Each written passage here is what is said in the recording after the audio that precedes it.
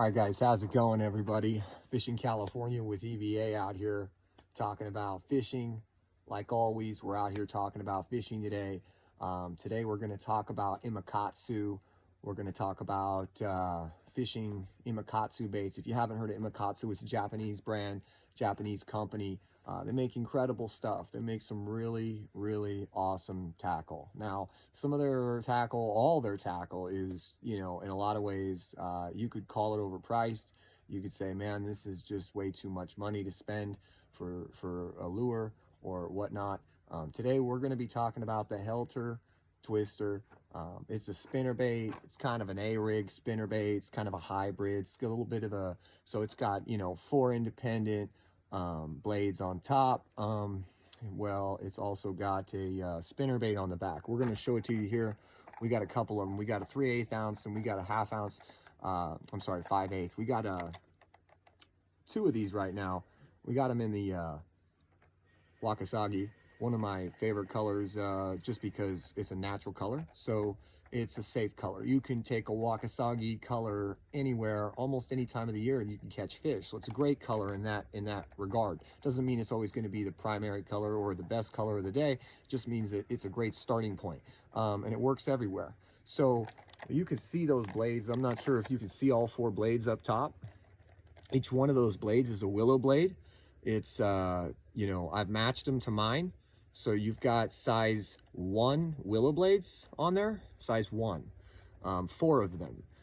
They're in chrome. They have a small imakatsu mark on the front of the blade and indentation. They've also got, some tubing, some small terminal tackle.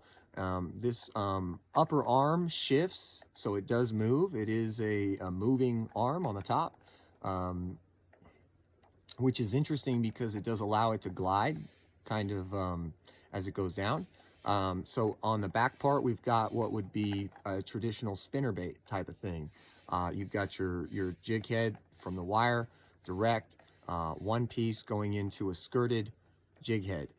This right here, traditional spinnerbait on the back of, or instead of having your traditional upper portion of the spinnerbait, this is kind of a 2-piece. It's got those 4 blades, acts as an umbrella rig, works extremely well with a trailer, without a trailer. It works well. Certain times I like to use a trailer. Are going to be times I'm trying to get extra visibility, draw power, trying to essentially target a bigger fish at a time of year when bigger fish are my goal, and essentially other times of the year I can essentially take that trailer off, maybe especially in extra clear water. If you've got ultra clear visibility, I've noticed that no trailer or a smaller trailer, a smaller profile, diameter, the whole shebang, smaller is always better in clear water as a trailer, and no trailer versus a trailer or a big trailer when you've got stained or dirty water clarity. But this right here is a phenomenal bait. I'm going to show you guys another one here.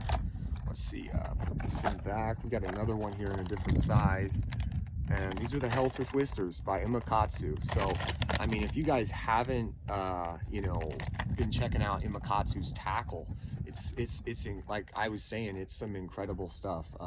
They make some soft plastic swim baits, they make some elastic swim baits, they make spinner baits, they make blade baits, they make just about anything that you can think of that's on the market for bass fishing. They make it at a high level. They do their own thing. Love the Japanese because the Japanese are always taking some old concepts, which everything goes back origins to a long time ago, and they rethink it. They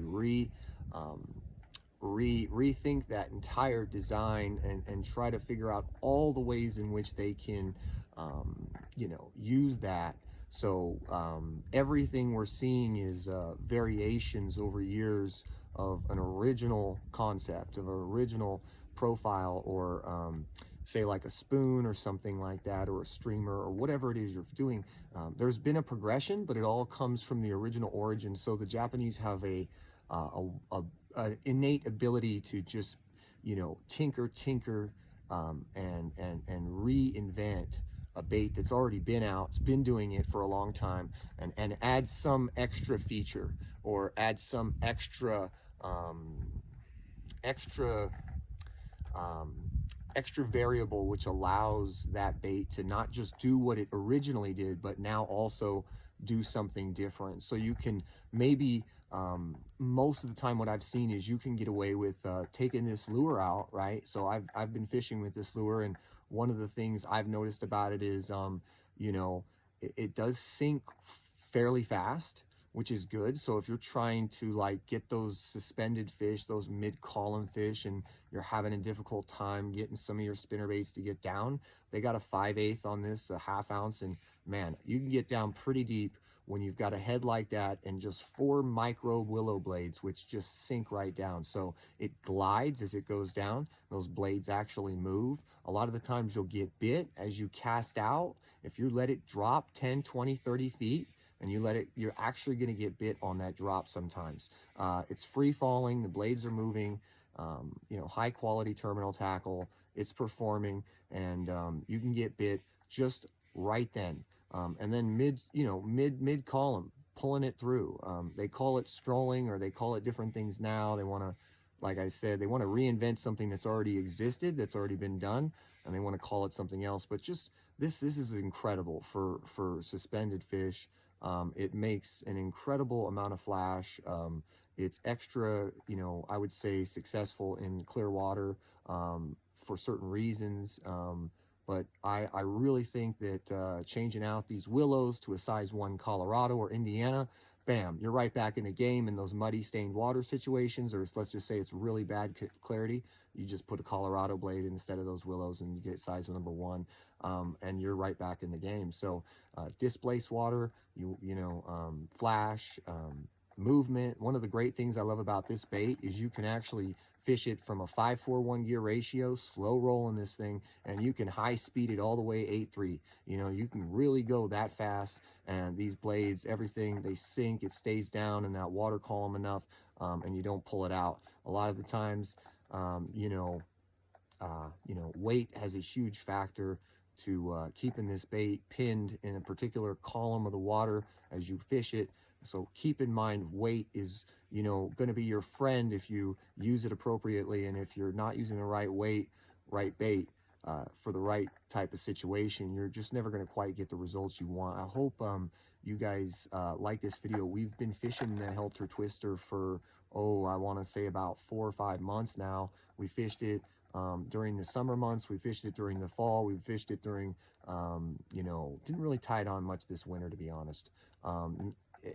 I think in the winter it has potential, but I like to, there's other techniques I'm really trying to focus on right now for those big trophy fish, those fish you don't get every day, but you wait till that time of year, and when it's really that hard to get a bite, you just go into big fish mode and you throw something for big fish. But right now, go get yourself a Helter Twister. They sell them in Japan. There's a couple of US retailers that got them and ordered them for the stock, so they have them. But definitely worth picking up, definitely worth putting in your tackle box, guys. Helter Twister by Imakatsu. If you haven't checked out Imakatsu, imakatsu.com, or American Fishing Legacy, Fishing Gurus, Three Rivers Tackle. Go check some of those places out, and you'll find Anglers International resources. You'll find some really hard to find tackle from overseas, non-USDM tackle, stuff that's really incredible stuff. But like I said, it does have a bit of a price tag, so appreciate you guys. Do me a favor before click that like button, smash that subscribe before you guys go. We appreciate it. Thank you.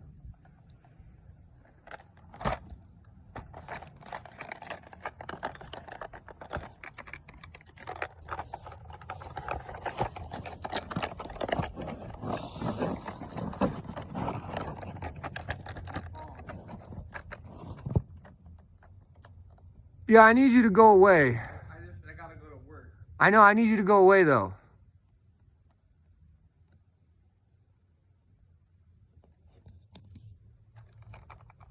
Like, I don't know what you gotta do. You're funny. Acts like I don't know he's gotta go to work.